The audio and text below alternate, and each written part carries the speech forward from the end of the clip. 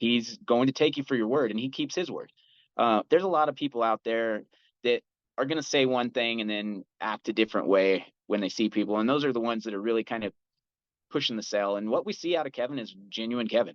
I mean, he's easygoing. He's going to crack his jokes. He's going to harass people, harass him back. It's fine. Cross the line, say something, things, things are going to pop off. But there is a level of maturity. He's understanding now, hey, we're in this, this sport at a high level. Let's get paid to fight. Let's not do it for free or where we're going to get in trouble. Let's get in the cage and cash a big paycheck, both of us. Because this is capitalism, bro, where the winners win. What's your podcast?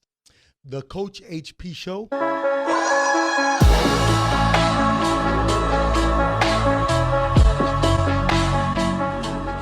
I love it. Coach HP. HP, I like it, what man. a vibe. You got a great vibe going on. We're happy we can meet you. Great energy. 2-1, boom, and we're on. What's up, everybody? It's your coach. Welcome to the #1 positivity podcast on the internet right now, the Coach HP Show. And today we have, this is the guy. If you're going into a fight and you need to get coached by somebody, my man Justin is the guy. Justin, as I see you, man, and how you've grown in your career and done research on you, brother, you to me have always been, in the few interaction we've had, a real caring guy, man. Like, you just care, dude. Where did that come from? Honestly, I mean, I came into this sport. I'm excited to be here. I started off with a professional bull riding career. I was a rodeo kid, little cowboy. I've gotten to see the ups and downs and I kind of had my window of opportunity and fun stuff and fame in an extreme sport. I got tied up with Kevin Holland and Travis Luter and some guys that, pretty well known in the MMA game. Got to help come up with Kevin all the way. And honestly, how can you not be positive and excited? I mean, I get to do some of the coolest stuff with the coolest people. I get to make great connections with super positive people. And I just enjoy the heck out of every aspect of life, man. It's like, who else gets to come out here and do the stuff I get to do on a regular basis? Salt Lake City, buddy. Salt Lake City. Talk to me, man. I'll tell you, Salt Lake City, this is it's like Wichita, Kansas meets Austin, Texas with some mountains. It's like, this is an unusual place. Very odd to have a fight here, but the reception's crazy. I got to go down and do a little work with Derek Lewis this morning and Bob Perez. Nice. And it is so cool to see everybody's reception. They're so excited to see all of us.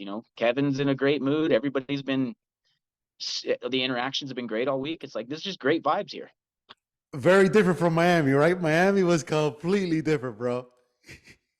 I thought at one point I was going to become a statistic in Miami. That Jorge Masvidal and Kev had a little altercation outside, and it was me and Kev and Jorge and his crew, and there was nothing but air and opportunity for bad things to happen. And it's not that vibe here. It's so chill. I love it. Dude, now, because both, right? Obviously, when they're bad vibes and stuff, that gets a little more difficult.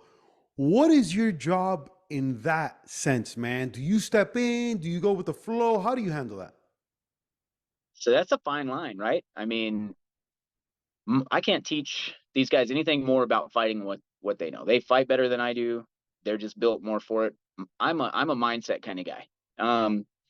So my job is to make sure with Kevin, nothing bad cracks off.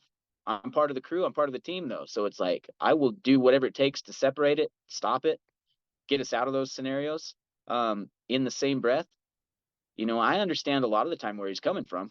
It's just we're at a level in this game where we have to be professional, and he's learned that, and he's doing a great job with it. But yeah, there's times when we've had to step in, and it gets a scuffle ensues. Justin, one of the things that I noticed about him when I spoke to him in Miami was I almost felt that. Now, I know zero about fighting, okay? A lot of people confuse me because they see the tattoos and the shaved head and the look, and they think I fight, and I'm a lover, not a fighter, buddy, okay? But I'm a big vibe guy. And when I spoke to Kevin, and I could be wrong, but you've been with him longer, so you understand this, you might know, I noticed a little more maturity in him to not be. Now, we understand why you have to be the showman, and it's respected, right?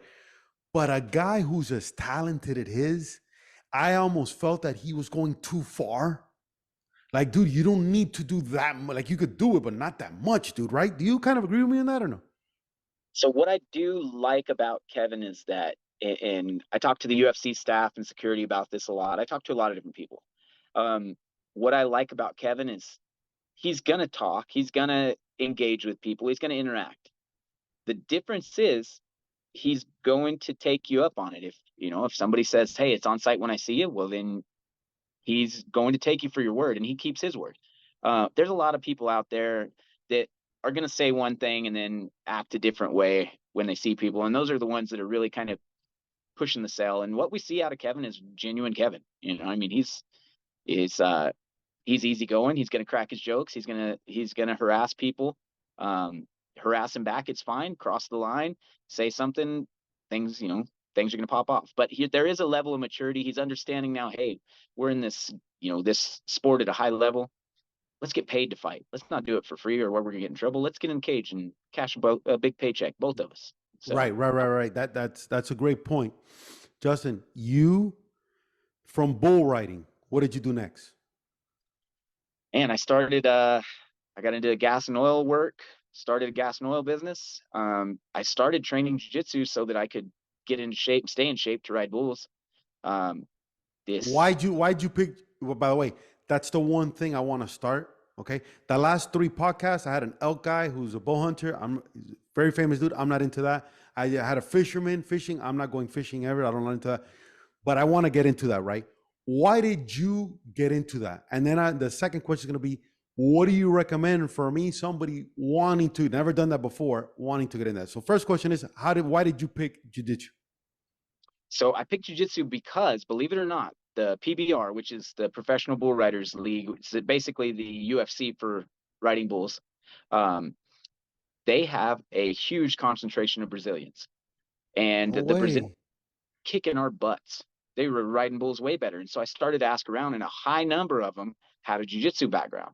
So I started training some jiu-jitsu, and I realized the core work and the core strength and the balance and everything kind of correlated well with riding bulls. It increased my ability to ride bulls, and a lot of my rodeo friends have now transitioned into jiu-jitsu, and they do really well with it because of the correlation. Uh, Nice. so they just kind of fed hand to hand. Um, as it worked out, I'm in there with Travis Luter, and this tall, skinny black kid shows up out of the blue one day, and he's super athletic, and he talks a lot, and he's super likable.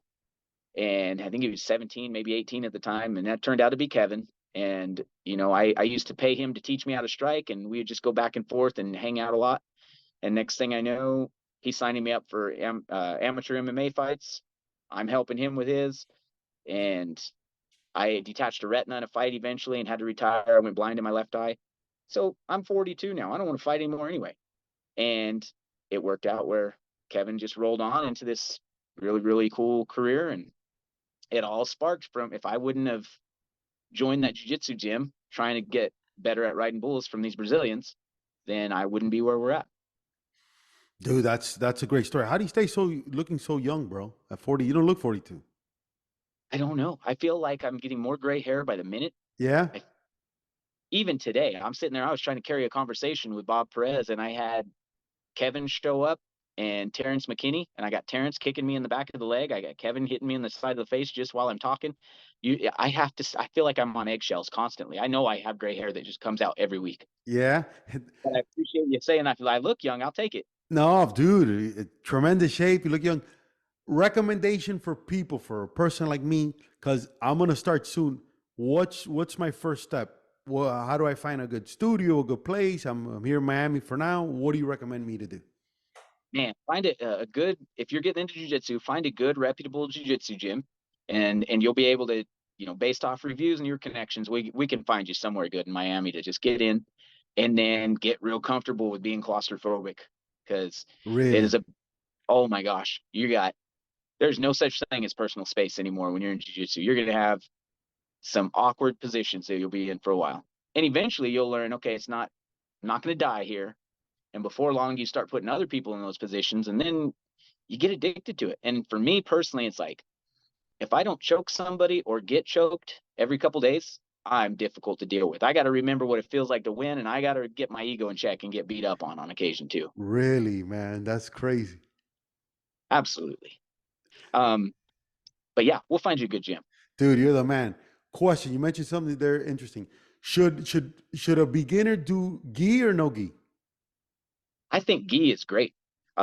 It does create a little more claustrophobia, but the cool part is you have more handles, more tools, and more Right. grips, which is going to translate into more submissions and cool stuff you can pull off. But when you transition into no gi, you still have the hand placements. You understand positioning better. Got it. You have the grips, but you have the positioning, and you understand the weight transfer. Justin, how far did you go? Like, what belt are you? I'm a black belt under Travis Luter. Woo, Um, woo.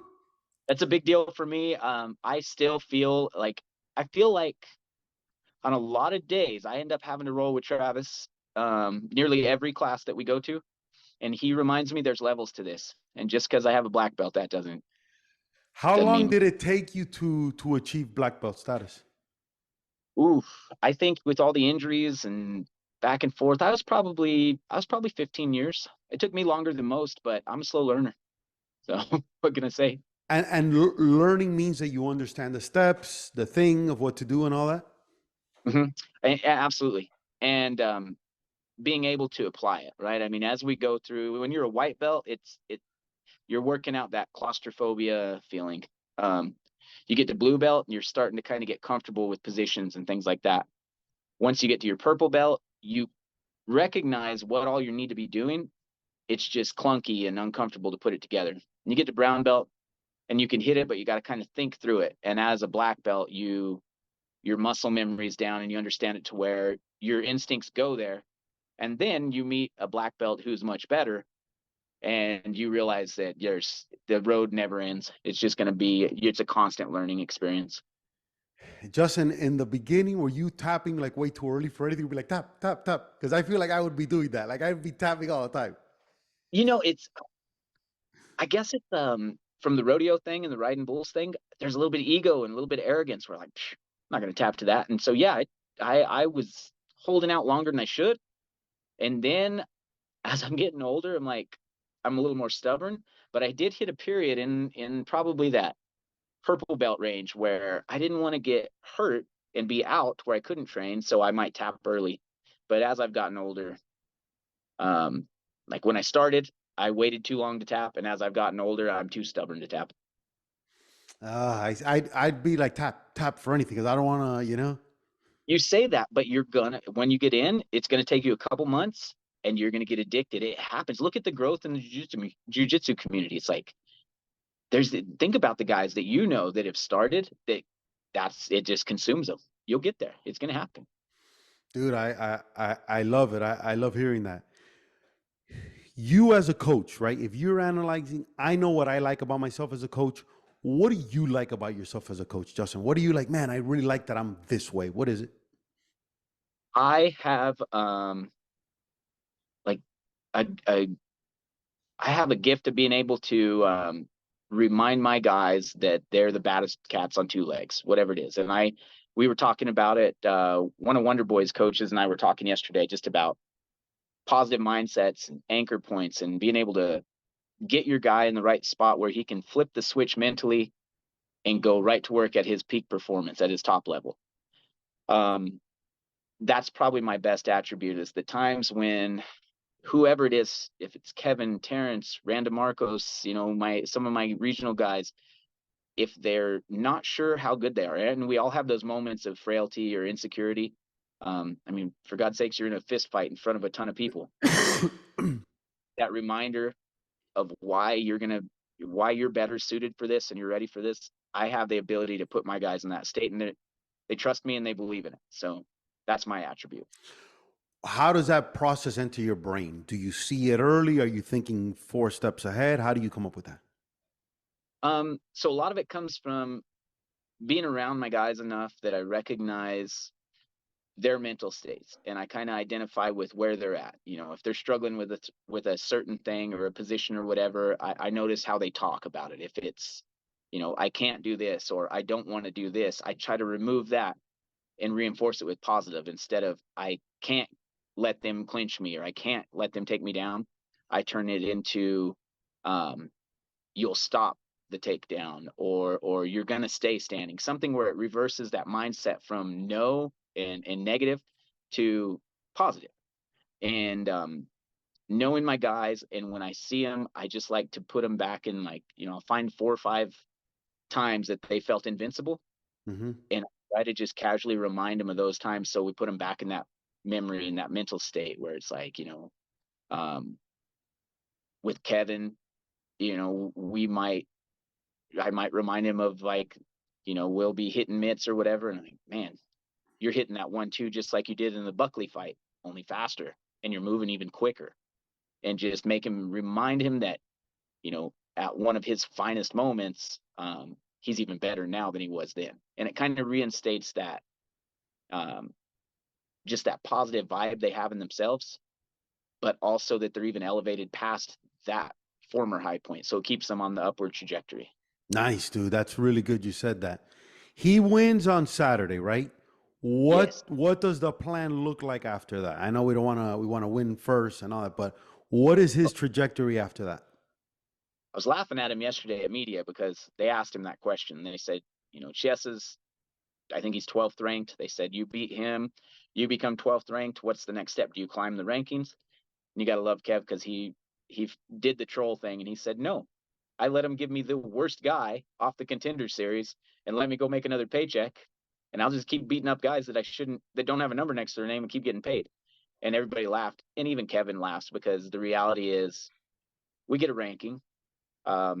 We keep climbing the rankings. And Right. the reality of Kevin is that he's never more than about, I think he might be 2 wins away from serious contender fight. So, Which makes sense because there you have a guy that a lot of these guys, the sizzle's more than the steak, but he's a guy that backs it up, So if he puts, which is your 2 away, they're absolutely right.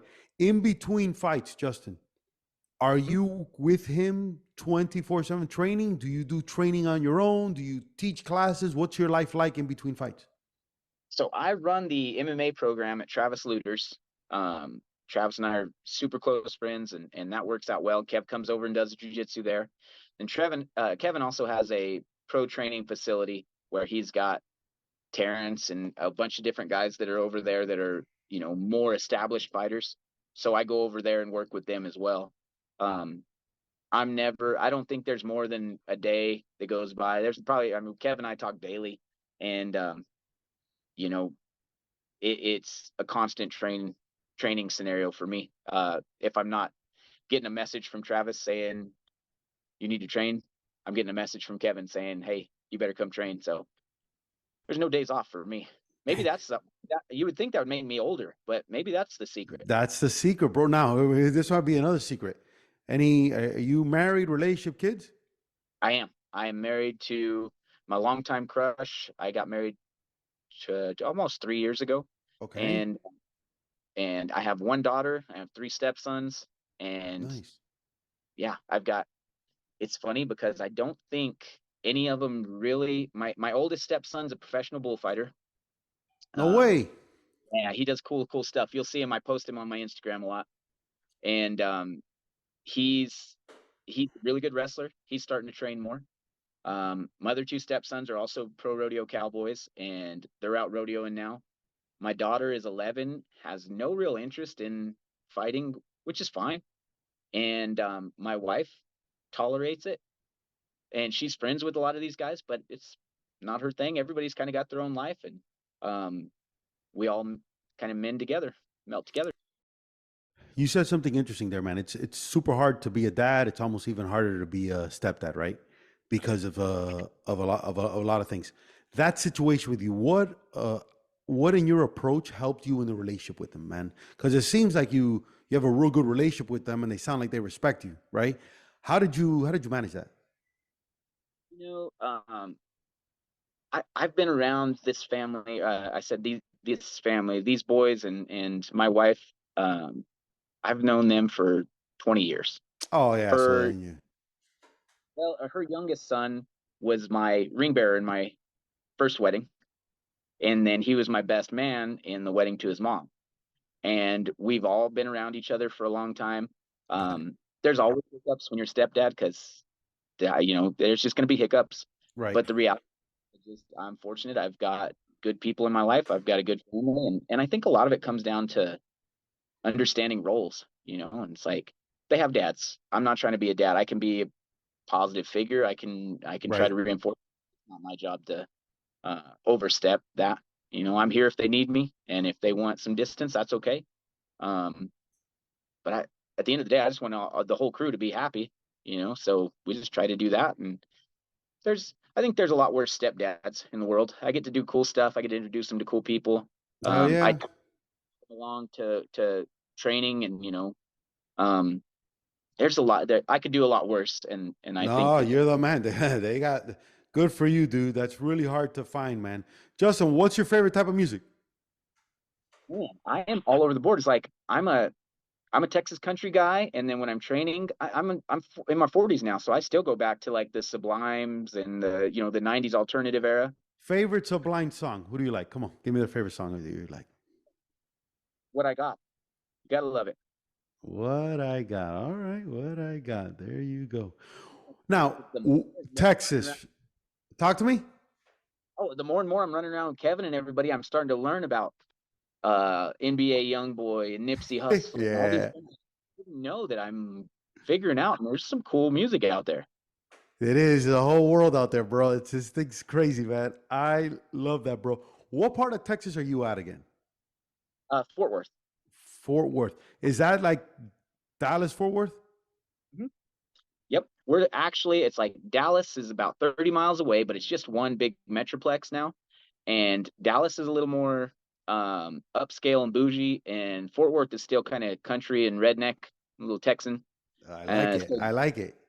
you're gonna have to come up. There's like this whole area in the stockyards where they do rodeos every weekend. It's just it's like a giant urban cowboy movie all the time. Dude, how far are you from Grapevine? Oh man, probably 30 minutes from my house to Grapevine. Yeah, I've I'm spoken there a lot at Grapevine. It's great up there. I love it. Yeah. I actually every Friday I get my daughter when I'm not at a fight, and I meet in Grapevine to get her from her mom. Nice, So I'm dude. not. Yeah, That heck is yeah. that is awesome. That is awesome. With you, right? Couple more questions. I know you're busy out there. With you, right? What makes you happy, man? Obviously, this weekend, it's a lot of emotions because if there's one thing is being a fighter, the other thing is being a coach of a fighter because there's some things you can control and some things you can't, right? But what makes you happy, man? When you're there right now, are you able to enjoy this moment? Are you more worried? What makes you happy when you're there right now? So Bob and I talked about this a lot, and when I fought, I wasn't worried about me. Wasn't worried about getting hurt or anything like that. When my guys go out and fight, I'm a nervous wreck because I can only do so much to help it. Right. Right. We're prepared up to that. And I like to watch and see how we are. Like fight week right now, this is great. There's no outside altercations. I'm not looking over my shoulder to see who's going to stir something up. I Kevin's in a great mood, laughing, joking. Derek and I and Bob and everybody this morning, we're having a great interaction, joking around, and it's just good vibes. And that's what makes me happy is everybody feeling good, feeling like they're at their top A game. Wonder Boy came through yesterday, gives me a big old hug. It's like there's these good vibes everywhere. And then you understand this when you get the win, it's not it's not necessarily elation or happiness, it's relief. You're Right. just feels like all the stress is off and you feel not so much accomplished, just relief. And Right. that's what I like, the deep breath after of okay, we did what we set out to do. Let's take this one moment, soak it in, enjoy our pictures, enjoy our like celebration, and then right back to work for the next one. Justin, a guy like you is so likable, man, and with so much knowledge. Do you think of, because I don't know if you have one, do you have your own YouTube channel or no? I, I I've been told I need to start one because I have one that I run all my sparring videos for my guys, but it's so hard to find because I don't want everybody to see them. Right. But I got a kid that from our gym that's been telling me to start one, so I think I'll just go ahead and do it. I think what you should do is, I think you're the perfect candidate to do this because you're an authentic, real person, has a ton of knowledge. So all I would do if I were you is just tell the guy, listen, this is what I want.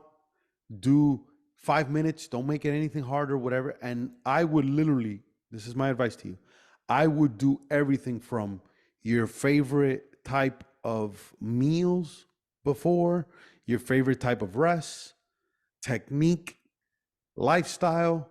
I would every day do one video a day. Just one video a day. Hey guys, today we're gonna throw how to, and then you go into jiu-jitsu stuff. Then you could throw how to wear a gi, like dumb stuff like that. Literally, hey, how to wear a gi with Justin. Okay, guys, so today in the gi world, we're gonna. If you do something like that, okay, a guy like you, and the good thing about with this, and I tell this to people all the time, a lot of people don't listen. Some people do, and they get very successful at this. Is life is still continuing. Remember, we're not stopping life. Life is continuing. You're doing whatever. Then you give me 5 minutes. Hey guys, what's up here? So I'm Justin. Listen, some of you guys might follow. You don't. This is who I am, but blah, blah, blah. Okay. If you start doing that and you start building your following, like you have already in the real world, but in this world and in this world, brother, in 5 years, not even less, 2 years, be careful. Because it'll put you in a different spot. And I really, really, really recommend that for a guy as talented as you, man. You know what? I can't thank you enough for that. I appreciate that. I'm going to do exactly like you said, and I'm going to be hitting you up a lot, so that you can kind of guide me along. Because just like, I mean, you're in that position to where you understand this and you understand what needs to be done. Just like you're explaining it there, you see it, you have the vision, you know how to get there. This is me asking. I'm the white belt in this scenario. So I'm going to ask the black belt for some assistance in this. And I think that's a great idea. I'll help you all the way. Appreciate it, man. Let's do it. Dude, that's done. Justin, you're the man. I'm going to put your social there before. When you get your YouTube channel, I'm going to blast that everywhere so people see you also, bro. Before I let you go, man, question for me. Anything I can help you with? Let's see. When are you going to come to Fort Worth? I'm going to do that. That's one thing I'm going to do. Watch out that my first jiu-jitsu lesson, you give it to me, buddy. That'd be great. Hey, let's do it. Let's set it up. You come to Fort Worth. We'll film it so that we can go back in 10 years after you get your black belt, because you'll do it quicker than me, and we can laugh about it. And we'll take you to a rodeo, and I'll show you all the stuff that we got going on in Texas. You'll dig it. Dude, I love it. I love it. We're going to do that. Don't go anywhere. I'm going to hang up with you the right way here, but you stay there, okay? I'm going to stop this. Don't go anywhere, okay? Good luck this weekend. I want people, good luck this weekend, okay? This guy's going to make it happen. We're going to push it through.